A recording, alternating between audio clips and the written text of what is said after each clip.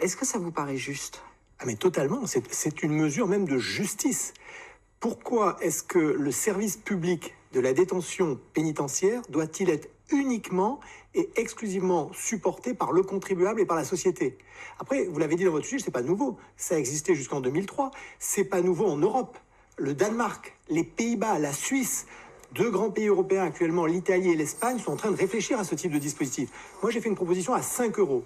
5 euros par jour et par détenu sur un coût de journée qui coûte 130 euros. 5 euros, c'est un ticket modérateur quand on va à l'hôpital.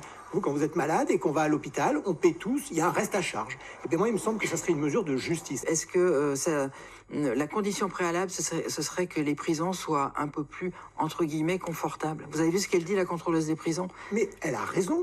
Nos prisons sont pas au bon niveau, mais ça, c'est un moyen d'avoir des ressources supplémentaires. Si on injecte chaque année 100 millions d'euros de plus que ce qu'on fait actuellement dans la rénovation de nos prisons, on sera dans un cercle vertueux et ça sera particulièrement équitable et juste vis-à-vis des contribuables et de la société. Les gens vous disent, oui, les policiers municipaux, ils n'ont pas les mêmes fonctions, ils ne sont pas officiers de police judiciaire, il y a certaines choses qu'ils ne peuvent pas faire. Est-ce que c'est ça?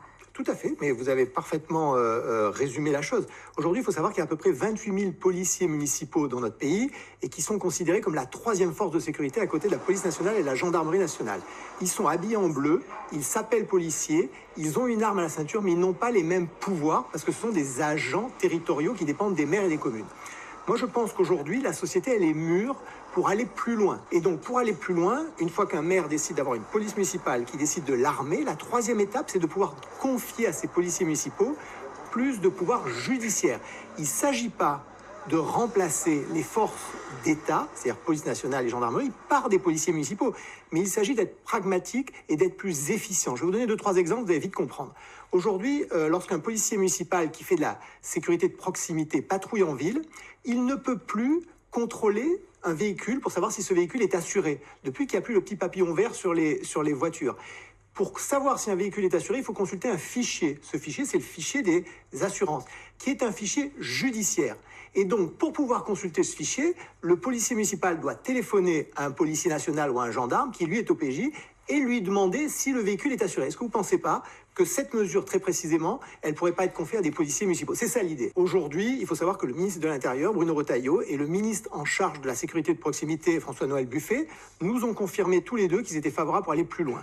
Deuxième élément, vous l'avez entendu dans l'annonce du président de la République, le président de la République lui-même a dit qu'il était favorable pour aller plus loin, donc la société est prête aujourd'hui. Alors, ce texte, vous l'avez dit, il a été voté en 2024, je l'ai fait voter à l'unanimité, on était dans le cadre d'une deuxième lecture parlementaire, c'était prévu pour fin juin 2024, la dissolution est passée par là, les changements de gouvernement, on a perdu 1 an. Mais la grande satisfaction, c'est que ce texte, on a repris l'étude de la deuxième lecture la semaine dernière, il sera définitivement voté le 3 juin 2025, il y a un consensus sur ce texte et c'est extrêmement attendu par les victimes, les familles de victimes, les associations de victimes. Pourquoi? Parce que le terme d'involontaire, lorsque l'on a volontairement consommé de la drogue, volontairement consommé de l'alcool et que l'on tue un gamin, c'est plus acceptable dans la société et cet homicide routier va être une révolution de notre droit pénal. Est-ce que cette élection, quel que soit le vainqueur, peut être une étape dans le retour quand même sur le devant de la scène des Républicains? Parce qu'on a eu un Premier ministre républicain, mais pourquoi?